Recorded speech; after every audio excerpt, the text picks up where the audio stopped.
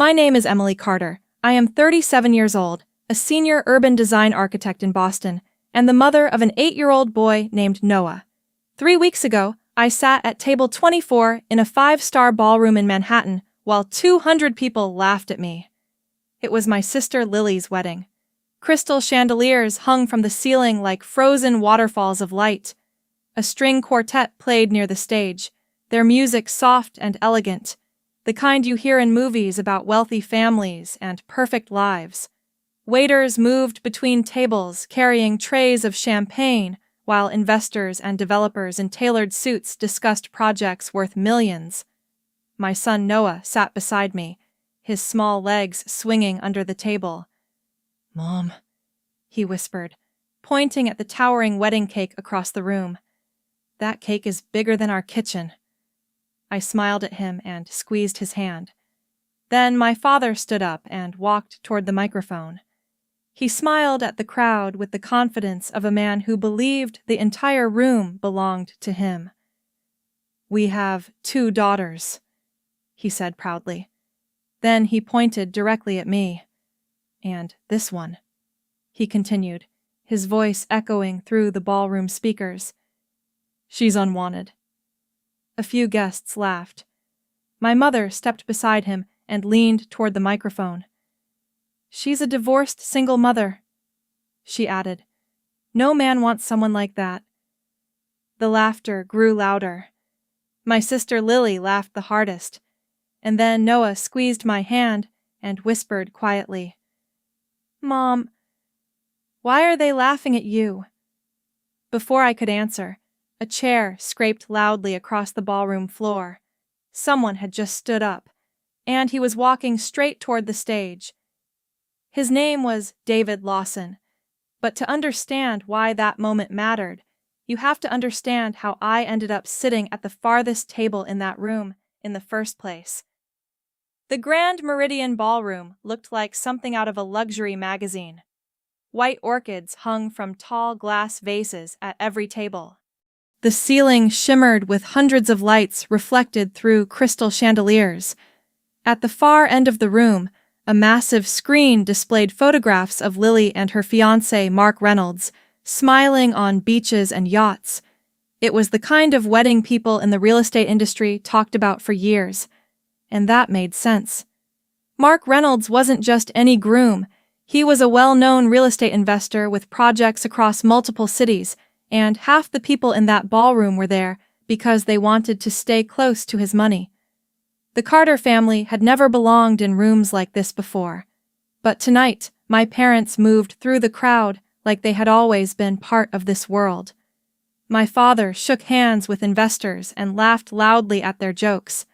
My mother complimented women in expensive dresses and told anyone who would listen how proud she was of her younger daughter, Lily Carter, the perfect daughter, the one who always knew how to impress people.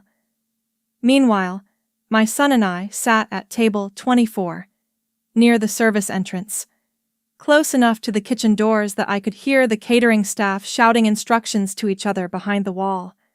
No one from my family had come over to greet us since we arrived. No hugs, no introductions. Nothing. Noah looked around the room with wide, curious eyes. He had never been to a place like this before. "Mom," he whispered again, "when do we meet Grandpa and Grandma?" I hesitated for a moment. "They're busy right now," I said gently. "Maybe later." He nodded and went back to studying the decorations. Across the room, I watched Lily move between guests in her white wedding gown. The dress probably cost more than my car. She looked radiant, confident, completely at home in the attention surrounding her. People gathered around her constantly. Photographers followed her from table to table. My parents stood proudly beside her like royalty greeting visitors. I had seen this scene before. Not the ballroom, not the investors, but the feeling of standing outside a circle you were supposed to belong to, the feeling of watching your own family celebrate someone else. Noah tugged on my sleeve. "Mom," he asked quietly, "Is Aunt Lily coming to say hi to us?" "I'm sure she will," I said. But even as the words left my mouth, I knew they weren't true. At that moment, my mother glanced across the room toward our table. Our eyes met for a split second. Then she turned away and continued speaking with a group of investors as if she had never seen me. Noah didn't notice, but I did. A few minutes later, the master of ceremonies stepped onto the stage and tapped the microphone. The music stopped. The room slowly grew quiet. "Ladies and gentlemen," he announced, "before we begin the dancing portion of the evening, the bride's parents would like to say a few words." Applause filled the ballroom. My father stood up immediately. He adjusted his suit jacket and walked confidently toward the stage while my mother followed beside him. As he reached the microphone, something tightened in my chest. My parents had always loved speeches, especially when they had an audience. Noah clapped enthusiastically with the rest of the room. Then my father raised his champagne glass and began talking. At first, it sounded like a normal wedding toast. He thanked everyone for attending. He praised Mark Reynolds for his success in the real estate industry. Then he started talking about his daughters. "Our family has always been proud of Lily," he said with a wide smile. More applause. But then he paused. And that was when everything changed. He looked directly across the ballroom, straight at table 24, straight at me. "Our family actually has 2 daughters," he said slowly. The room turned to follow his gaze. 200 people suddenly looking in my direction. Then he raised his hand and pointed. "At me." And the word he chose next was the same word that would echo in my mind long after the wedding ended. Unwanted. The laughter started slowly. Then my mother leaned toward the microphone and added the second line. And the room exploded with laughter. That was the moment my son asked why they were laughing at his mom, and that was the moment someone else decided he had heard enough. Because from the back of the room, David Lawson had just stood up, and he was walking straight toward the stage. The laughter in that ballroom wasn't new to me. It sounded louder that night, sharper, amplified by microphones and crystal walls, but the feeling behind it was something I had known my entire life. Long before my father pointed at me in front of 200 guests and called me unwanted, I had already spent decades learning exactly where I stood in the Carter family. I grew up in a quiet suburb outside Boston, in a large gray house with white shutters and a carefully trimmed lawn. From the outside, we looked like the perfect American family. My father owned a construction company called Carter Development Group. It wasn't a giant corporation, but it was successful enough to give us a comfortable life and the kind of reputation that mattered in our town. My mother managed the house, organized charity events, and made sure everyone knew the Carter family name. And then there were the 2 daughters, Lily Carter and Emily Carter. My sister Lily was 3 years younger than me, and from the moment she learned how to smile, the world seemed to open its arms for her. Lily had golden hair that curled perfectly, without effort. She could walk into any room, and within minutes, everyone was laughing at her jokes or listening to her stories. People liked Lily instantly. Teachers loved her. Neighbors adored her. My parents worshipped her. I was the other daughter, the quiet one, the serious one, the one who spent afternoons sketching buildings in notebooks while Lily practiced talking people into giving her extra dessert. I didn't fully understand the difference when I was little, but the signs were always there. When Lily turned 8, my parents rented carnival games for her birthday party.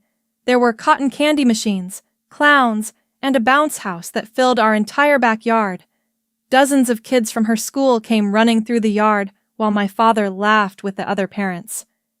2 years earlier, my birthday had been a small dinner at the kitchen table with a grocery store cake and my grandparents. At the time, I told myself it didn't matter. I liked the quiet anyway. But even as a child, I noticed the difference. My parents talked about Lily like she was a gift to the family. They talked about me like I was a responsibility. When Lily brought home average grades, my mother would say she was just too social to focus on school. When I brought home top scores in math and design competitions, my father would nod and say, "That's what you're supposed to do." It wasn't praise, it was expectation. As we grew older, the roles only became clearer. Lily thrived in crowds. She joined clubs, hosted parties, and made friends everywhere she went. My parents loved introducing her to people. "This is our Lily," my mother would say proudly. "She's going to go far." When people asked about me, the tone always shifted slightly. "This is Emily," my father would say. "She's very serious. Not talented, not successful. Serious." The Carter family business played a big part in how my parents saw us. Carter Development Group depended heavily on reputation and relationships. My father believed Lily's personality would eventually help build powerful connections. She could charm investors, impress clients, and make people feel important. That was valuable in his world. My interests were less useful to him. I loved architecture. I loved the mathematics behind structures, the idea that a building could change how people lived in a city. To me, design was power, but my father rarely saw it that way. "You like drawing buildings?" he once told me at dinner. "That's nice, but relationships are what build real success." In other words, Lily mattered more. The first real crack between us happened when I was 17. I had entered a regional student design competition for an urban park concept. It took me months to finish the model. I built tiny trees from wire and painted every bench by hand. When the project won first place, the local newspaper printed a small article about it. For one day, the attention in our house was directed toward me. Teachers called. Neighbors congratulated my parents. My mother even placed the newspaper clipping on the refrigerator. But that night, I heard Lily crying in her room. I walked down the hallway and paused outside the door. My mother was inside with her. "Everyone keeps talking about Emily," Lily complained. My mother's voice softened immediately. "Don't worry," she said gently. "Your sister may be smart, but people like you more." I stood there in the hallway, listening. That was the moment I understood something clearly for the first time. In our family, success wasn't about achievement. It was about attention, and Lily was always going to have more of it than I did. When I left for college in Boston to study architecture, I secretly believed things might change. Distance can sometimes reshape family relationships. I thought that if I built a strong career, if I proved myself, maybe my parents would finally see me differently. Lily went to a private university, funded entirely by our parents. I worked part-time jobs to help cover my expenses. But I didn't mind. Architecture school was demanding and exhilarating. For the first time in my life, I was surrounded by people who cared about the same things I did: design, cities, ideas. And during my final year of college, I met someone who made me believe my life was about to become something completely different. His name was Ryan Bennett. Ryan was confident, ambitious, and endlessly persuasive. He talked about building companies and investing in real estate projects that would transform neighborhoods. He admired my work. He told me I saw cities in ways most people never noticed. For the first time, someone looked at me with the kind of pride my parents had always reserved for Lily. I believed I had finally found my own future. So when I brought Ryan home to meet my family, I thought it would be the beginning of something good. What I didn't notice at the time was how closely Lily was watching him. At dinner, she laughed a little too easily at his jokes. Ryan seemed flattered by the attention. At one point, I walked into the kitchen and found the two of them talking quietly near the counter. They stopped the moment I entered the room. I told myself it was nothing. Just normal conversation. Just my imagination. Looking back now, I realize that was the first warning, and I completely ignored it. I married Ryan Bennett when I was 27 years old. At the time, I truly believed my life was finally beginning. Ryan had a way of making everything sound possible. When he talked about the future, it felt like standing on the edge of something bright and enormous. He was building a real estate investment startup in Boston, and every conversation with him was full of plans, new developments, partnerships, opportunities in cities that were expanding faster than anyone expected. When he talked about my architecture career, he didn't treat it like a hobby. He treated it like power. "You see things other people miss," he once told me while we walked through downtown Boston late one evening. "Cities change because of people like you." No one in my family had ever said anything like that to me before. Our wedding was elegant but small. We held it in a historic building near the harbor, with tall windows that looked out over the water. My parents attended, but their enthusiasm felt polite rather than genuine. My mother spent more time complimenting Lily's dress than celebrating my marriage. At the reception, my father shook Ryan's hand and told him he hoped Ryan's business would grow quickly. Then he added something that should have warned me. "You'll need strong connections if you want to succeed in real estate," he said. "Our Lily has always been great with people." Ryan smiled politely. At the time, I assumed my father was simply being himself. I didn't realize that Lily was already paying close attention to Ryan. The first 2 years of our marriage were busy but hopeful. Ryan's company began attracting investors, and I started working as a junior architect at a design firm that focused on urban redevelopment projects. We rented a small apartment in Boston with exposed brick walls and large windows overlooking a busy street. It wasn't luxurious, but it felt like ours. When I became pregnant with Noah, Ryan seemed genuinely excited. He talked about buying a larger home someday, about raising a child who would grow up understanding both business and design. But as the pregnancy progressed, Ryan began traveling more frequently. His meetings ran late. His phone calls became quieter and more private. I noticed the distance, but I blamed stress. Starting a company required enormous energy, and I told myself this was just part of the process. Around that time, Lily started visiting more often. She said she wanted to help me prepare for the baby. She brought small gifts, decorations for the nursery, baby clothes she claimed she found at boutique stores. She insisted she loved being an aunt. At first, I was grateful. Ryan seemed happy whenever Lily came over. They joked easily together, sharing the same quick humor that had always made Lily the center of attention.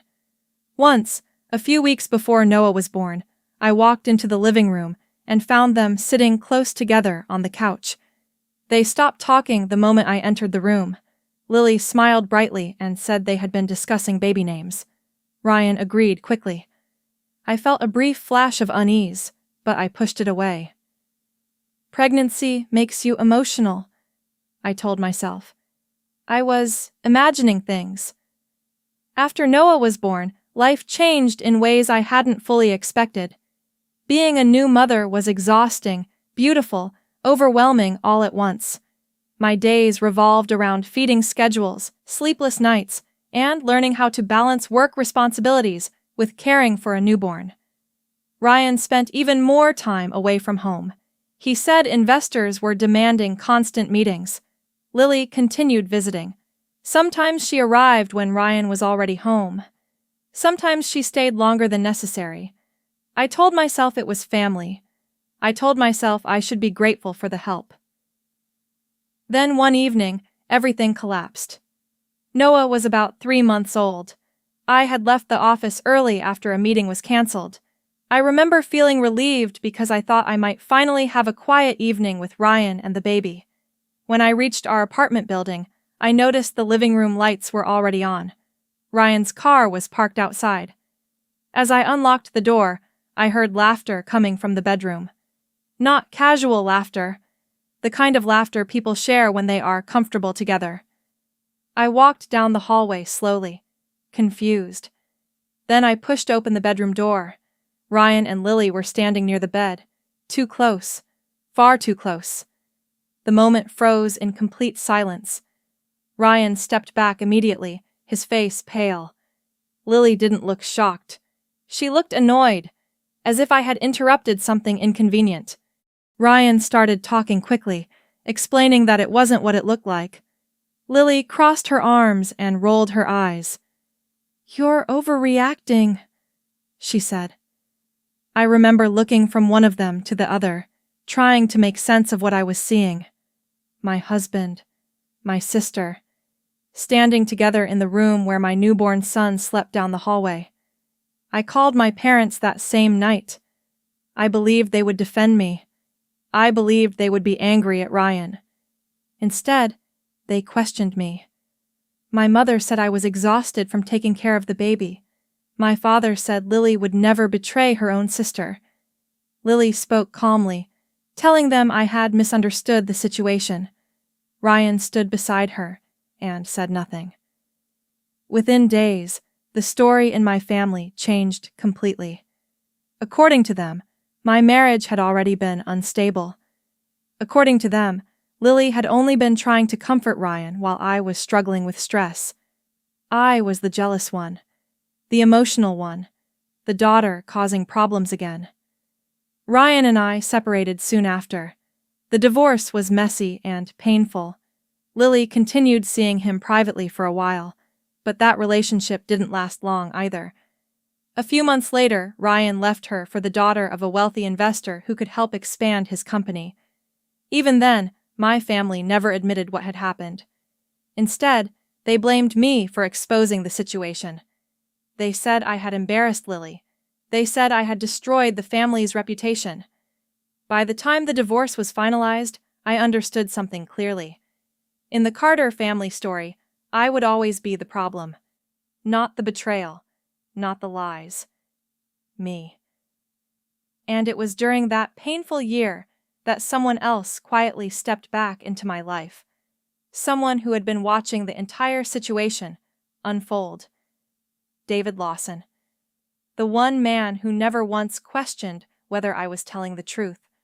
The first time I saw David Lawson again after my divorce was at a professional networking event in Boston. I almost didn't recognize him at first.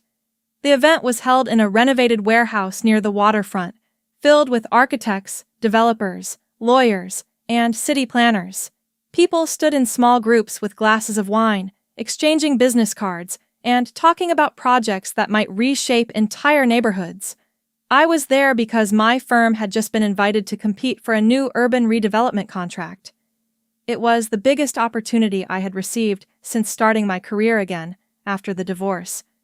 I was standing near a display of architectural models when I heard a familiar voice behind me. "Emily Carter?" I turned around. David looked older than he had in college, but the same calm expression was still there.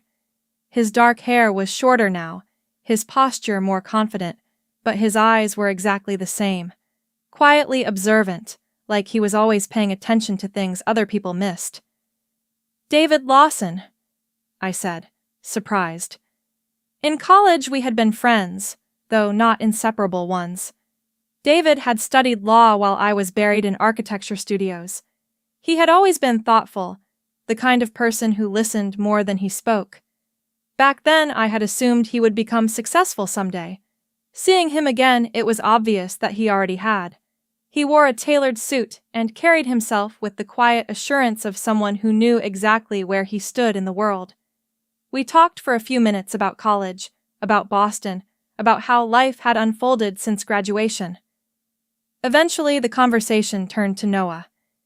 David didn't react with awkward sympathy when he learned I was raising a child alone.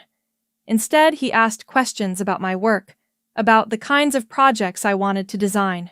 It was the first conversation I had in months that didn't make me feel like a cautionary story. Over the next few months, we ran into each other several more times. Sometimes it was at professional events. Sometimes it was just coffee near the office district where we both worked. David had become a corporate attorney specializing in development contracts and investment structures. Many of his clients were involved in the same real estate world my architecture firm worked within. Our conversations slowly became less formal. He asked about Noah. I asked about his cases. One Saturday afternoon, he offered to take Noah and me to the Science Museum downtown. Noah spent 2 hours staring at dinosaur skeletons and space exhibits, while David patiently answered every question he asked. Watching them together felt strangely comforting. David never treated my life like something broken that needed fixing. He simply accepted it. One evening after dinner, as we walked along the Charles River, he asked a question that stopped me in my tracks. "Why do you still try to earn their approval?" I knew exactly who he meant. My parents, my sister, the Carter family. I didn't answer right away. The truth was, I didn't know why. For years, I had convinced myself that if I worked harder, achieved more, proved my success, maybe they would finally see me differently. David didn't argue. He just nodded slowly and said something I had never heard before. "You didn't deserve what they did to you. Not pity, not advice, just recognition." Around the same time, my career began to shift in ways I hadn't expected. My firm was invited to lead the design for a major waterfront redevelopment project in Boston. It was enormous. Luxury residential buildings, retail space, public parks, and transportation access all planned along a stretch of harbor that had been neglected for decades. When the partners told me I would be leading the architectural design team, I could barely believe it. For the first time in my career, I wasn't just contributing to a project. I was responsible for shaping it. The development involved multiple investors and contractors, many of them operating through complicated partnership agreements. During one planning meeting, someone mentioned the name of the lead investor for the first time, Mark Reynolds. The name meant little to me then, though others in the room reacted with interest. Apparently, Reynolds had a reputation for financing aggressive development projects across several major cities. The estimated value of this particular project was more than $40 million. It was the kind of investment that could reshape a career. A few weeks later, David called me. He explained that his firm had been hired to review some of the legal structures connected to the project. "Looks like we're working on the same development," he said. It felt like a strange coincidence, but it also meant we would see each other more often in a professional capacity. As David reviewed the contracts, he discovered something unexpected. One of the subcontracting construction companies involved in the development had recently joined the project. The company was responsible for a portion of the structural work. Its name was Carter Development Group, my father's company. I stared at the contract papers when David showed them to me. I hadn't spoken to my parents in months. Now our professional worlds had quietly collided without anyone planning it. David asked if I wanted the company removed from the project. Technically, it was possible. My firm had influence over contractor approvals, but after thinking about it, I shook my head. "No," I said. "This is business." I refused to let family drama interfere with the most important project of my career. For a while, everything moved forward smoothly. Then one afternoon, a thick envelope arrived at my office. The paper was heavy and expensive. Inside was a wedding invitation. Lily Carter and Mark Reynolds, getting married in Manhattan. For a moment, I just stared at the names printed in elegant gold lettering. The same Mark Reynolds who was financing the waterfront development. The same project that had already changed the direction of my career. Two completely separate parts of my life had just collided. That evening, I showed the invitation to David. He studied it carefully. "Are you going?" he asked. I hesitated. Part of me wanted to throw the invitation away, but Noah had been asking about his grandparents, about his aunt, about where our family came from. Finally, I nodded. "Yes," I said quietly. "For Noah." David folded the invitation and handed it back to me. "I might be there too," he said. He didn't explain why, but something about the way he said it made me feel like he already suspected the night might not end peacefully. And now, standing in that ballroom years later, watching him walk toward the stage with a microphone in his hand, I realized just how right he had been. I arrived at the Grand Meridian Hotel in Manhattan just before sunset. The lobby alone looked like something out of a luxury magazine. Marble floors reflected golden light from massive chandeliers, and tall white orchids stood in glass vases near the entrance. Guests in elegant dresses and tailored suits moved through the room with quiet confidence, the kind of people who were used to attending events that cost more than most houses. Noah held my hand as we walked inside. His eyes widened as he looked around. "Mom," he whispered, tugging on my sleeve, "this place looks like a castle." I smiled at him. "In a way, it is." The ballroom doors were already open, and music drifted through the hallway. A string quartet played near the stage, while waiters carried trays of champagne between the tables. Everything about the wedding was designed to impress. That made sense. Mark Reynolds wasn't just marrying my sister. He was hosting an event for investors, developers, and partners who helped fund his projects. This wasn't just a wedding. It was a business gathering disguised as a celebration. Noah and I stepped into the ballroom together. 200 guests filled the room. Round tables covered in white linen stretched across the floor, each decorated with tall arrangements of orchids and candles. Large screens displayed photographs of Lily and Mark smiling on beaches, yachts, and luxury resorts. My sister's life looked perfect in every image. I spotted my parents near the center of the room almost immediately. My father stood with a group of investors, shaking hands and laughing loudly at something one of them said. My mother moved from table to table, greeting guests as if she had been hosting events like this her entire life. For a moment I considered walking over, but before I could move, a wedding coordinator approached us with a polite smile. "Emily Carter?" she asked. I nodded. She checked her seating chart and gestured toward the back of the ballroom. "Your table is number 24. Noah and I walked through the maze of tables until we reached it. Table 24 was located near the service entrance, close enough to the kitchen that I could hear the catering staff calling instructions behind the swinging doors. Most of the guests seated there were people I didn't recognize. A few appeared to be subcontractors or distant acquaintances connected to the development industry. I understood the message immediately. We had been placed where we would attract the least attention. Noah didn't notice. He was staring across the room at the massive wedding cake displayed near the stage. "Mom!" he whispered excitedly. "Look at that cake!"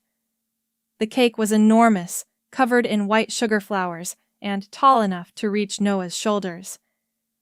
"I bet it tastes amazing," I said. He grinned. "Do we get some later?" "I'm sure we will." Across the ballroom, I watched Lily moving between guests in her wedding gown. The dress was stunning, sleek white silk with a long, flowing train that followed her across the floor. Photographers circled her constantly, while guests leaned in to congratulate her. My parents stayed close beside her, like proud royal advisors. Everywhere Lily went, people smiled. I had seen that pattern my entire life. Lily in the center, everyone else orbiting around her. Noah tugged on my sleeve again. "Mom," he asked quietly, "when do we meet Grandpa and Grandma?" I hesitated. "They're probably busy right now," I said gently. "Maybe later." He nodded, though I could see disappointment flicker across his face. A few minutes later, I noticed something that made me feel slightly less alone. David Lawson stood near the bar on the far side of the ballroom. He was speaking with two men in dark suits, but his posture was relaxed, his expression calm. For a moment, his eyes moved across the room and met mine. He gave a small nod. Not dramatic, just enough to say he had seen what was happening. I looked away quickly, pretending to study the centerpiece on our table. At the neighboring table, two men began discussing a development project. I recognized the conversation almost immediately. They were talking about the Boston waterfront redevelopment, the same project my firm was designing. "Reynolds expects huge returns once construction starts," one of them said. $40 million investment, the other replied. I kept my expression neutral, but inside my thoughts sharpened. Many of the people in this ballroom were connected to that project: investors, consultants, contractors. Yet none of them knew the quiet woman sitting at table 24 was the lead architect responsible for designing it. I wondered what would happen if they did. Across the room, my mother leaned close to Lily and whispered something in her ear. Lily glanced toward our table. Then she smirked. It was a small expression, but I recognized it instantly. I had seen that look before, years earlier, the same expression she wore the first time she flirted with Ryan. The thought sent a cold ripple through my chest. Mark Reynolds stood beside her greeting guests with confident ease. He was taller than I expected, with dark hair and the polished confidence of someone used to negotiating large deals. At one point, his eyes drifted toward our table, but they passed over me without recognition. He had no idea who I was. No idea that the quiet woman sitting near the kitchen doors was responsible for designing the project that could define his career. Dinner ended, and the master of ceremonies stepped onto the stage. The music faded. "Ladies and gentlemen," he announced into the microphone, "before we begin the dancing portion of the evening, the bride's parents would like to say a few words." Applause filled the ballroom. My father stood up immediately. He adjusted his suit jacket and walked confidently toward the stage, while my mother followed beside him. As he reached the microphone, a familiar tension settled in my chest. My parents loved an audience, especially when they believed they were in control of the story. As the room quieted, my mother glanced across the ballroom. Our eyes met for a brief moment. There was something deliberate in her expression. Something prepared. That was when I realized something unsettling. This speech wasn't spontaneous.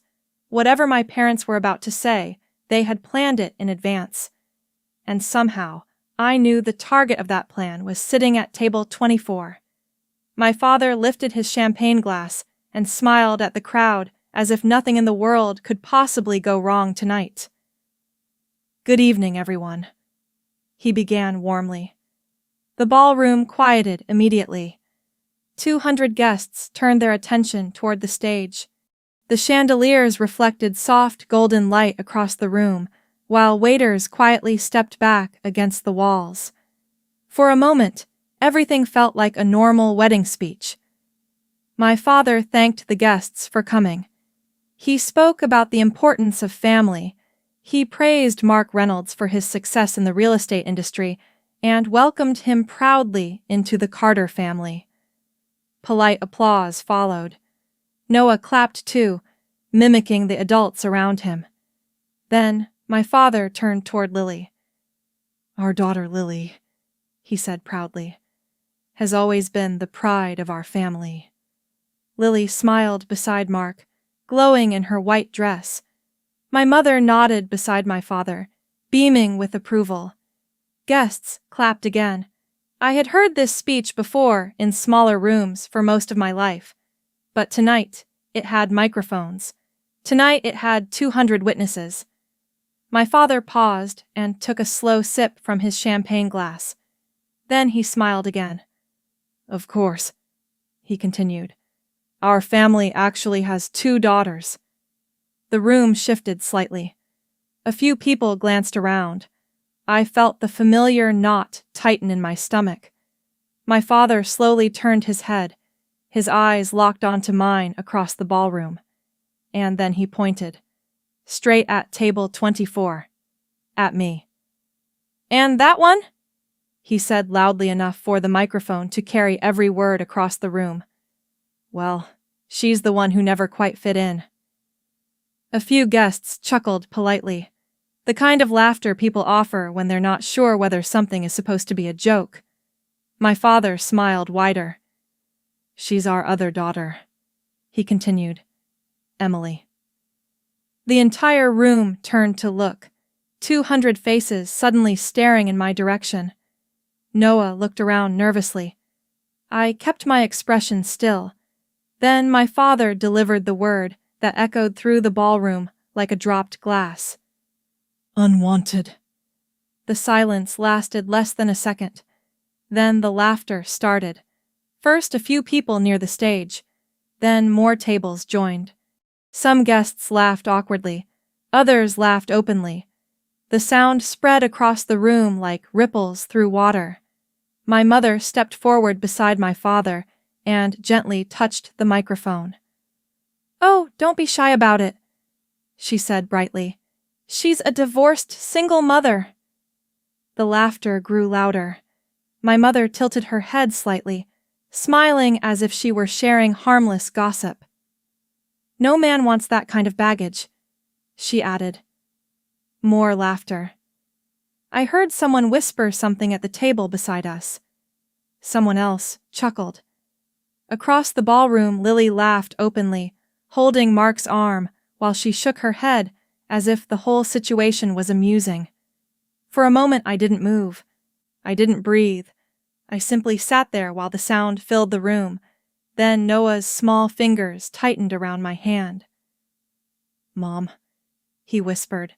His voice was confused, scared. "Why are they laughing at you?" That question hit harder than anything my parents had said. I looked down at him. His eyes were wide and uncertain, searching my face for an answer I didn't have. I opened my mouth to speak, but before I could say anything, a loud scraping sound cut through the room, a chair sliding sharply against the ballroom floor. The laughter faded slightly as people turned toward the back of the room. Someone had just stood up. David Lawson. He adjusted his jacket calmly and began walking toward the stage. His expression wasn't angry. It was focused. The crowd watched him cross the room. Each step seemed to stretch the silence further. My father frowned slightly as David approached. My mother looked confused. Lily's smile began to fade. David stepped onto the stage beside them. Without raising his voice, he reached for the microphone. My father instinctively held onto it for a second. Then David gently but firmly took it from his hand. The room fell completely silent. David glanced briefly toward me. Then he turned toward the audience. "Good evening," he said calmly. "My name is David Lawson." His voice was steady, confident. "I'm a corporate attorney working with several development firms across the East Coast." A few investors in the audience exchanged curious looks. David turned his attention toward Mark Reynolds. "Mr. Reynolds," he said politely. Mark looked up from his table, clearly confused. "Yes?" David nodded slightly. "Quick question for you," he said. "Do you happen to know who designed the Boston waterfront development you're investing in?" Mark frowned slightly. "That project was designed by the architectural firm leading the development contract," he said. "That's right," David replied. Then he slowly raised his hand and gestured toward table 24, toward me. "The lead architect responsible for that project," David continued, "is Emily Carter." The room went completely silent again. Several investors leaned forward. Mark's eyes widened as recognition began to form. He turned slowly toward me. I could see the moment he remembered my name from the project reports. David continued speaking calmly. "The development Mr. Reynolds is financing is valued at more than $40 million. Whispers spread through the crowd. David paused for a moment before finishing his sentence. "And the person responsible for approving the final architectural design for that project," he said, "is the same woman who was just called Unwanted." Gasps rippled across the ballroom. David looked directly at Mark. "So, if Emily Carter decides she no longer wishes to work with your development team," he added quietly, "your entire project could collapse tomorrow." The laughter had completely disappeared. Every face in the ballroom was now turned toward me. The same people who had been laughing minutes earlier were suddenly staring in silence. And, for the first time that night, Lily Carter was no longer smiling. For several seconds after David finished speaking, no one in the ballroom said a word. The laughter that had filled the room only moments earlier was gone, replaced by a thick, stunned silence. 200 people were now staring in my direction. I could feel the shift moving through the room like a sudden change in weather. Conversations stopped. Glasses paused halfway to lips. Chairs creaked softly as guests leaned forward, trying to understand what had just happened. A minute ago, I had been the woman everyone laughed at. Now I was the center of every conversation. At the head table, Mark Reynolds slowly stood up. His expression had changed completely. The confident groom who had been greeting investors only minutes earlier now looked uncertain, almost calculating. He turned his head and looked directly toward me. Not the way someone looks at a stranger. The way someone looks at a piece of information they are trying to confirm. Recognition flickered across his face. "I know that name," he said quietly. The microphone was still in David's hand, but Mark's voice carried across the quiet room. "You're the lead architect on the Boston waterfront development." David nodded calmly. "That's correct." The whispering began immediately. Investors leaned toward each other. Some pulled out their phones. Others stared at me with a new kind of attention. The project had been circulating through development circles for months. Everyone in that room connected to real estate understood how important it was. Mark turned slowly toward Lily. "Did you know this?" he asked. His voice was controlled, but the tension underneath it was obvious. Lily blinked rapidly. "What?" "Emily," Mark said, gesturing toward me. "Did you know she's the architect on the waterfront project?" Lily's eyes flickered briefly toward our parents. My mother looked frozen. My father suddenly seemed very interested in the stage floor. "I didn't know," Lily said quickly. Her voice sounded thinner than it had earlier in the evening.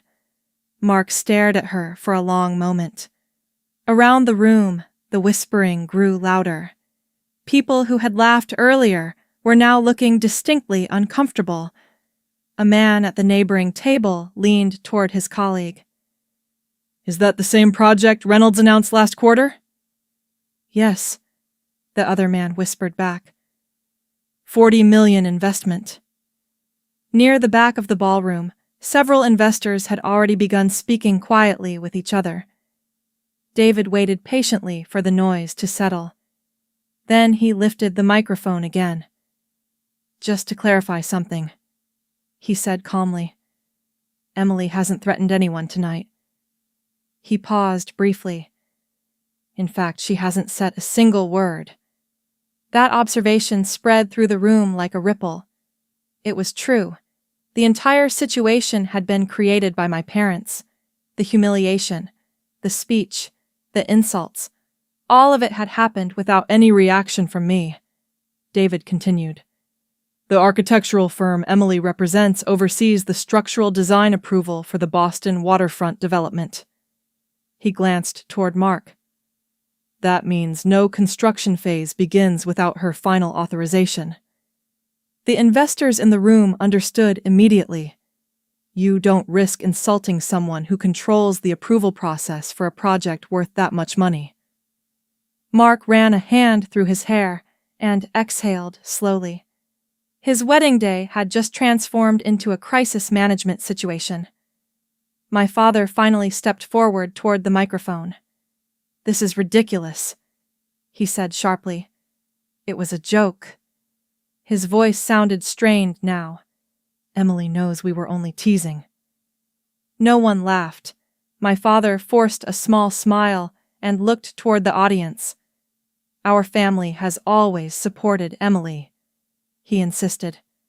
At that exact moment, a wedding photographer stepped closer to the stage. his camera still raised. The red recording light was on. The speech had been filmed. The entire room knew it. David didn't argue. He simply held the microphone and waited. The silence that followed was far more damaging than any accusation. Mark slowly reached up and loosened his tie. He turned toward Lily again. "You had no idea about this?" he asked. "I told you I didn't," she said quickly. Her earlier confidence had disappeared completely. Mark looked toward my parents. "And you?" he asked. Neither of them answered. The tension in the room tightened.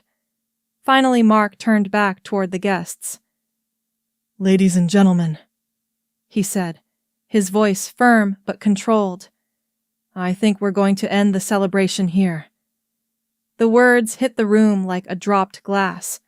Lily stared at him in shock. "What are you talking about?"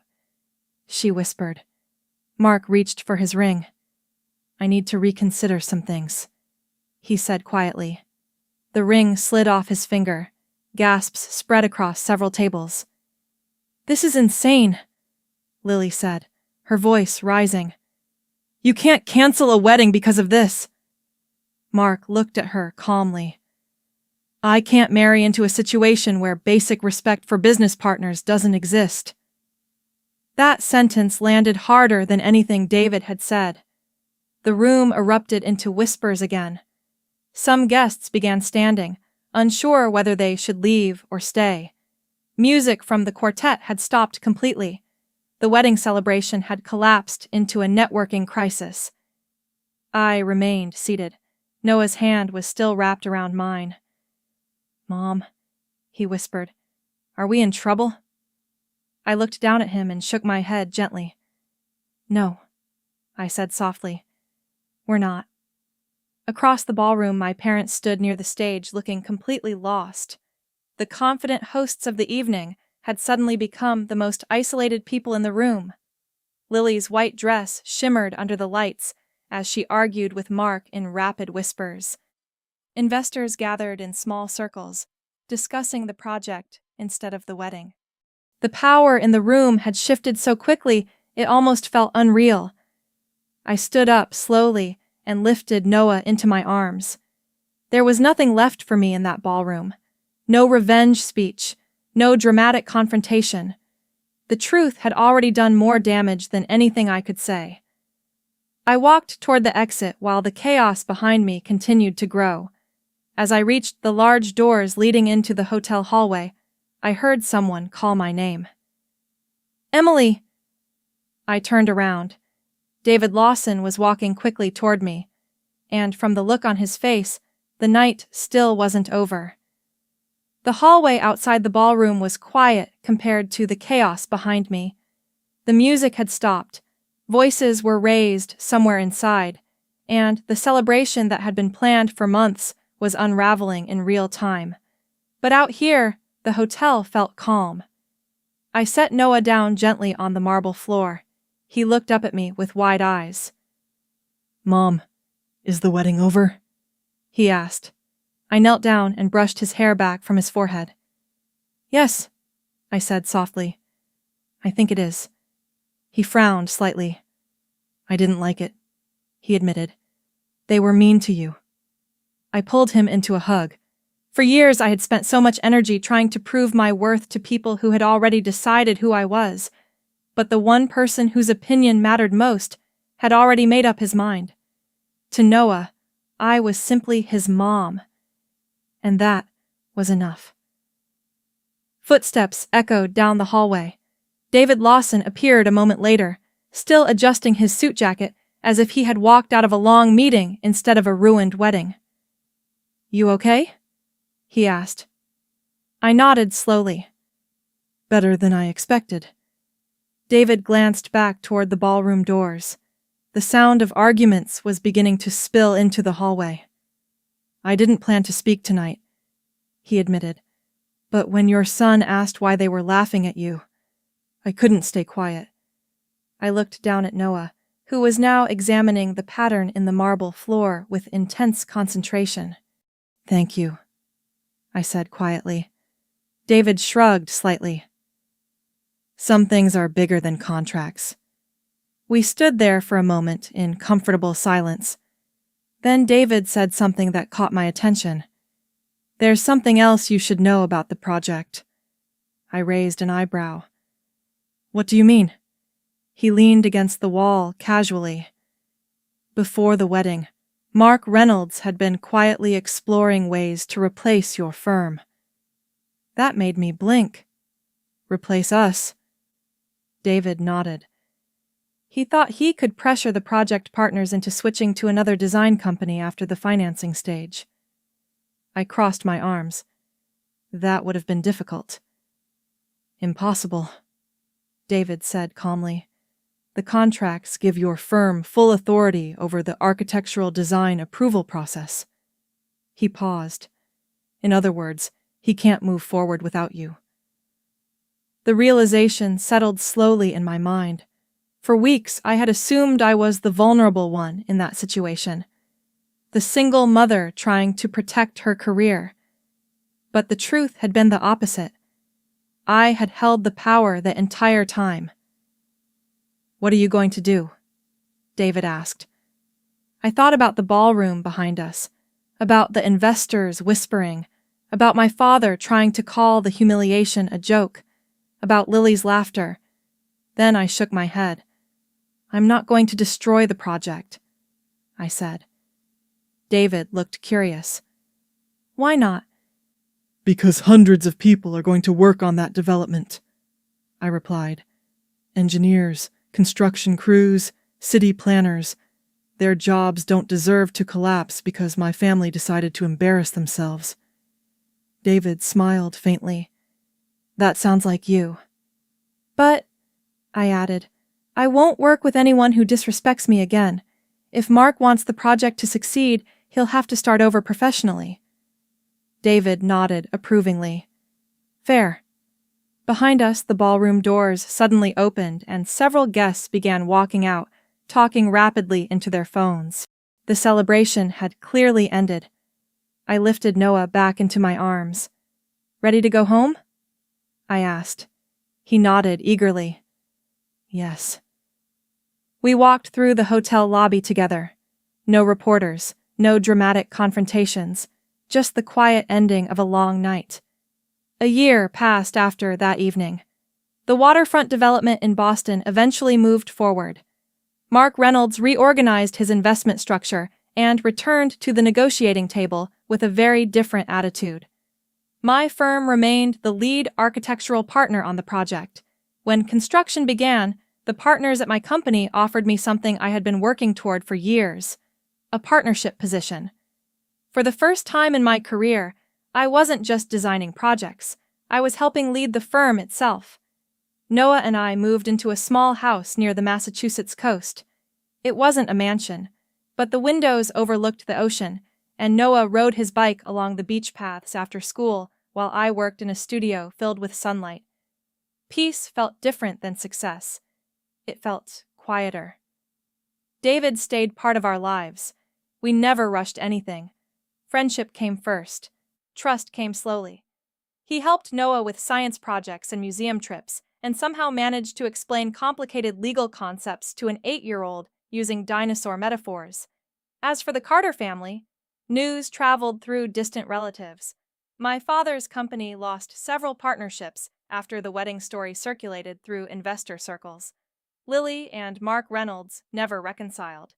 My parents tried contacting me several times. Emails, messages, even handwritten letters. I never answered, not out of anger, but out of understanding.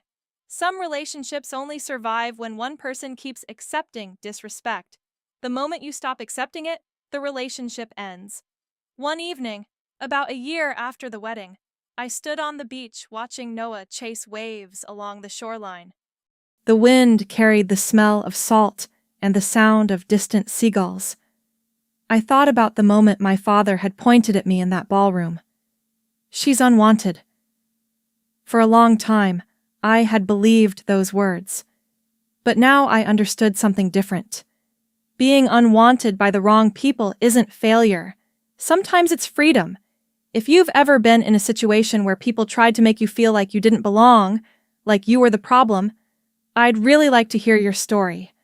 Share it in the comments below. And if stories like this resonate with you, stay with the channel and subscribe.